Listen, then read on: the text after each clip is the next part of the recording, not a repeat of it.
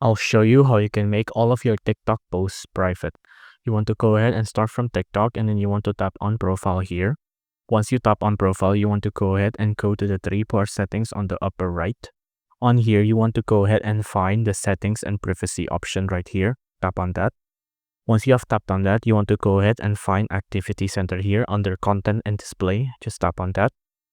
Once you have tapped on that, wait for this to load. After that, you'll see the activity center here.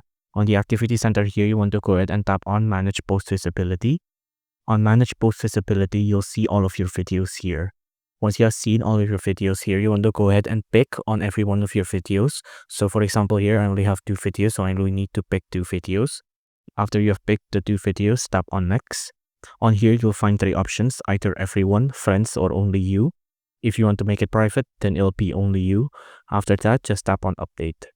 Once you have tapped on update, you can see the status will be updated, and that's it. You're good to go.